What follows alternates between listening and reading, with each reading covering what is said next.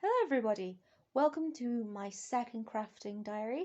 This week we are going to be doing a thrift flip of a 90s, I think 90s, might be 80s, blazer that I found on the Oxfam website. Oxfam is a charity where you buy things, the money goes off to other places around the world to do things like set up schools and make water supplies more palatable or potable, that's the word. But yeah, so I got this blazer. I do love going on to Oxfam because they have just tons of weird stuff, like a 1910s wedding dress, I think is at the moment on there. I mean, if I had £100 spare, but yeah, I don't. And anyway, so this blazer I found was pretty cheap, uh, very cheap, which turned out to be because one of the pockets was entirely full of toffee. Just absolutely, just like the absolute dream Christmas stocking, like that full, but of toffee. No wrapping, just a handful stuffed in there. I think what would probably happen was that someone put a toffee into their pocket, or a lot of toffees into their pocket, and then maybe left the blazer next to a radiator, and then it melted into the fabric and just kind of cemented it all shut. Anyway, that meant that I got the blazer for pretty cheap, and I saw it online and I was like, well, it it almost fits what I would say looks like a Tudor or late medieval women's waistcoat doublet thing. So I snapped up because I need one of them. And here, let me show you what it looks like. Hi everybody! So this is the blazer I got from Oxfam. As you can see, it is a bluey forest green. It's vaguely Tudor-ish shaped. I'll probably show a picture of Tudor doublet or waistcoat from the Tudor Tailor here.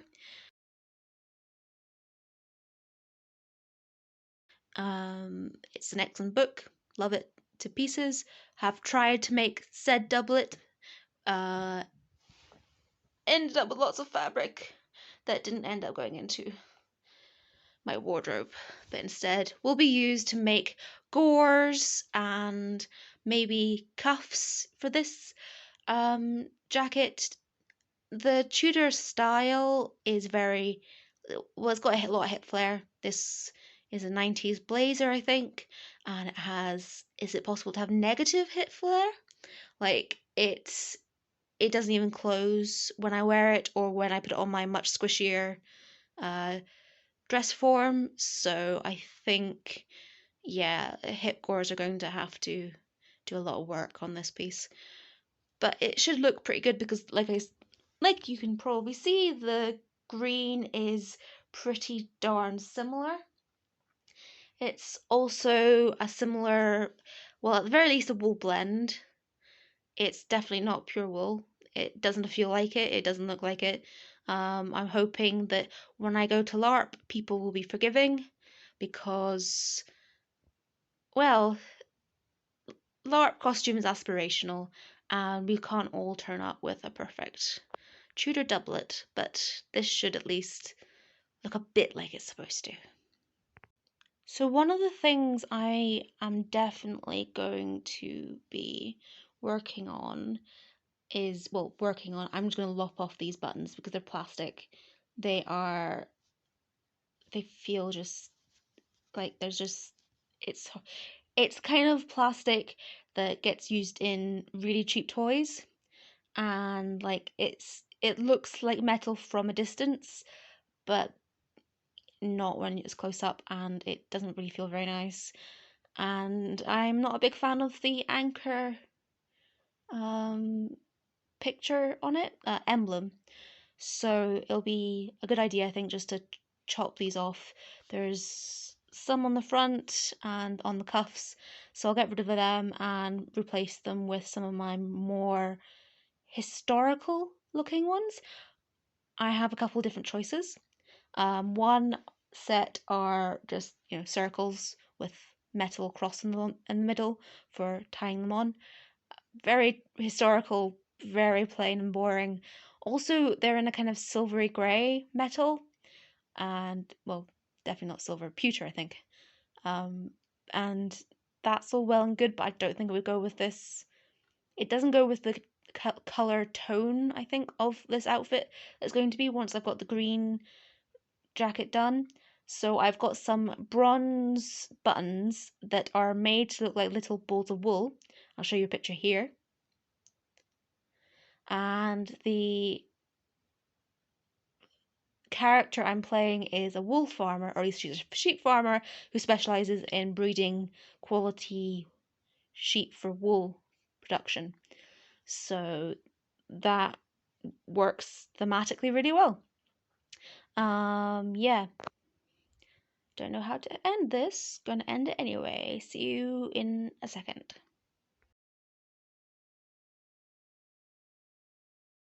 I'm not sure how well you can see this, but I've marked out a line to more or less where my hip is when I'm wearing it.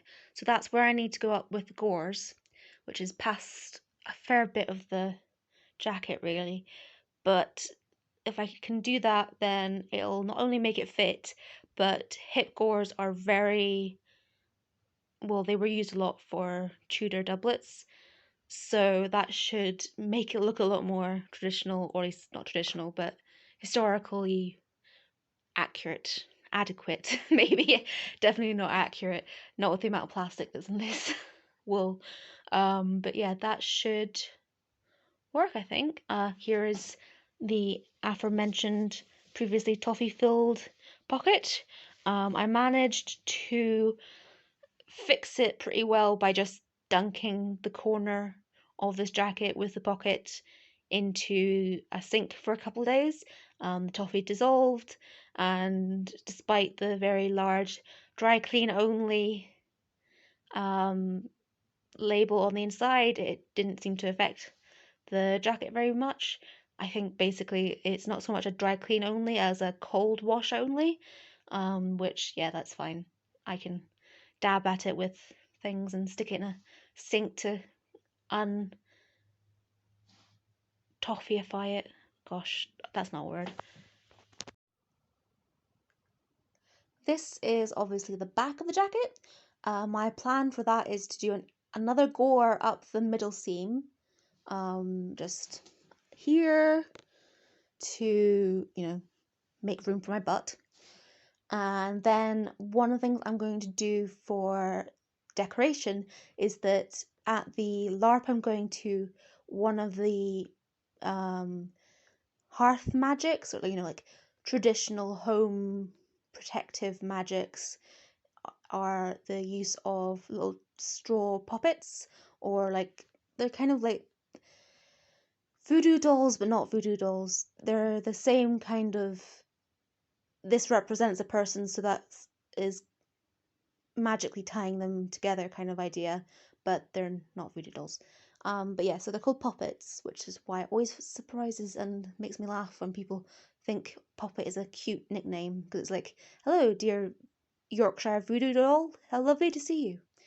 But yeah, so I'm going to do a big back piece, which isn't very historically accurate either, but I'm hoping to get away with it as it's basically heraldry.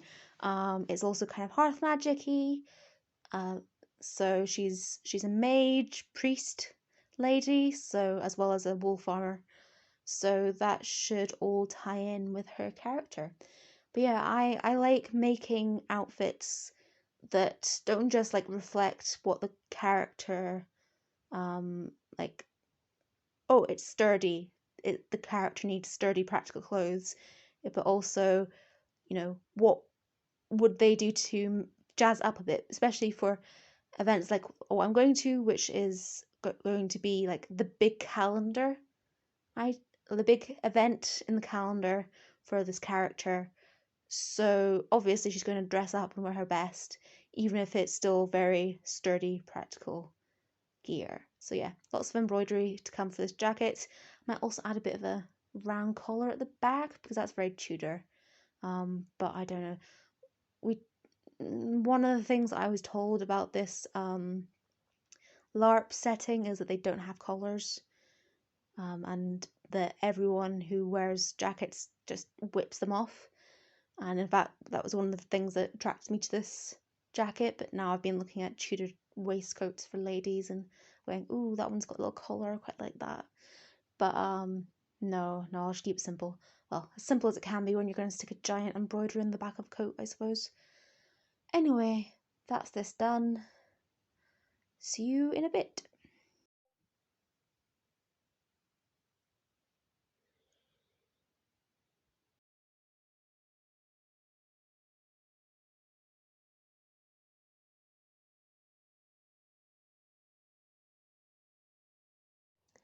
So as you can see, I have finished cutting the gores. They actually went a bit above where they were supposed to, if you can see the chalk mark that I had here, but that's fine. Also the lining was a bit scrappy, but yeah, that went very smoothly. Kind of worried that I've made a massive mistake and that's why, but never mind. So remember how I said this was going to be an easy, quick, simple project? Yeah, I kind of disemboweled the jacket a little, so it's not that anymore. Yeah, R.I.P. the lining, I guess.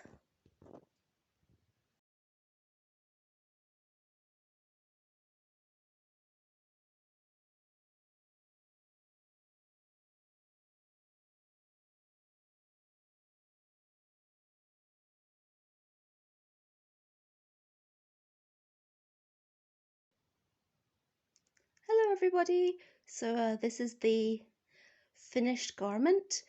As you can probably tell, the hip cores have added a lot to the hips, but that's all to the good because I need that, and it is going to be going over dresses with skirts that are quite floofy. So yeah, that's gonna be important. Honestly, I could probably have added even more, but no. Those gores took it out of me and almost finished a surprising amount of, yeah, there's a couple of big chunks left with the green wool I've had, but yeah, because they were such awkwardly shaped pieces, they kind of had to come out of quite large chunks rather than just corner pieces, which is where I got a fabric for, ooh, excuse me, this piece of embroidery. It's gone a bit wrong in places, but you know, poppets are supposed to be imbued with some of the aura, I guess, of the person that they are connected to. So clearly she's just inspired by a very messy person, which is pretty accurate to be honest. But yeah, so I sewed this up separately, then sewed it on. I felt that was less risky, which turned out to be true because I had to do this twice and a half because I had to completely redo a big chunk of it when I managed to put I basically sewed through a piece of the thread that I hadn't even used yet, so it ended up knotted in just the weirdest and most annoying ways. But yeah, she's done. This entire jacket's done actually. There are the gores. Can't really tell much because it's green on green, but that's all to the good. Those are the, yeah, there's the button I chose. All the holes have buttons, but I've only buttoned up two because it's a bit of a hassle. And I've also added some older embroidery pieces that I did with this character in mind. So you've got a little standing stone and a sheep. She's a wool farmer, and some more poppets, ones that turned out a bit better. Yeah, I don't know if it was just because this stuff was if it was the just because I haven't done it in ages and ages and ages, but I definitely need to do a lot more practice before I start any of my big embroidery projects, which I have in the future. So there might be samplers in my immediate schedule, I guess. Oh well, but you know, I'm very happy to have it done, and I think it actually looks really good. It's a bit clunky in places, and there definitely oughtn't to be pockets, because that's definitely not historically accurate or indeed to the brief of the LARP nation, but honestly, I don't care anymore. Oh, also, you can't tell because it's buttoned up. Wait, let me just unbutton this. All of the lining I had to take out. I pretty much disemboweled this jacket. Probably could have gotten rid of the pockets then, but taking out pockets seems like something that I would be, you know, disemboweled myself for on costume, so decided to leave them in. But yeah, so the interfacing's there. It's actually quite nice and soft, so I don't mind too much. Interestingly, there's actually a spot next to this pocket where the interfacing has almost entirely disappeared, and I'm guessing that's probably where the person used to keep their keys, maybe, and that was just where it wore a bit more. But no, it's all done. It's one thrift flip completed, and hopefully when I go to LARP this year, if it runs, hopefully it runs, touchwood, this jacket will be something I can wear around the field, and it will keep me warm, but not to the extent that my big wool cloak will, because obviously balance and stuff needs to work out. But yeah, one item done for the actual LARP costume. It's good. It's good. Hi. So, what did I learn from thrift flipping this jacket? I think I underestimated how much work it would be, particularly taking out the lining. I had hoped I wouldn't need to do it, and I definitely needed to do it, and that took a lot of time because it was seamed into a lot of odd spots. Like, it's not flat lined, it's very clearly just bag lined, but they secured it really well. But the actual fabric was quite fray, and I just kind of ended up ripping a lot of it because it was quicker. But that was annoying, but not something terrible, just something to keep in mind for future. Secondly, I really need to work on my embroidery. I thought I'd kept my skills up pretty well, but no, they just dissolved into nothing. So I need to get that done. I also, if you can see these two little embroidered parts, I think I need to move this one over a bit because it kind of gets hidden a little when I do up the buttons. So that's just something that I figured out from wearing it for a couple minutes. And yeah, you need to actually try the thing on before you realise the problems sometimes. But yeah, jacket works. It's got plenty of room, which is good because I will be wearing lots of layers that first event most likely, unless they decide, the weather gods decide to smile on us and make it a nice event. And if it ends up running. But yeah, not too bad, not too shabby. I do actually really like it. I have very little to say about it because of that, which is not the easiest way to spin out an outro. But yeah. Next thing I have to do is make a shift or a smock or a chemise. One of those kind of underlayer shirt things that every separate culture had their own name for and seemed to change the name of every 100 to 300 years. So yeah, that's object to art. Yeah, that's what I need to do next. I'm going to try and do it quite quickly because ultimately it shouldn't be a really complicated one. I mean, like, back in the times of Victorian ladies, like, who did shirt making as their jobs, they were spinning out like tens a week. So I can hopefully, I won't get that up to that speed, but I can hopefully get one chemise that doesn't have any buttons or any lacing bits and is extremely basic, done in a week or less. Because I also think for the project after that, I'm going to need to make a bodice block, and that will probably take longer than the chemise. But yeah, that's my kind of soft plan for the rest of the month, basically. I was thinking about doing some LARP lore videos, because I find the lore in a lot of LARPs really interesting, and the creators of those LARPs have gone to an awful of effort to make interesting worlds for us to play in, and I think it's worth looking at. So I might do a bit on the hearth magics of the world that is inspiring this coat, because you guys probably would like to know why I have embroidered little standing stones and sheep and poppets everywhere. But yeah, I think that's pretty much it. Like, subscribe, comment, do all the things that make the YouTube algorithm go or that sounded like a zombie rather than a camera whir, that's the word. God, onomatopoeias. They're almost as hard to remember the name of as they are to spell. See you next time. Thank you.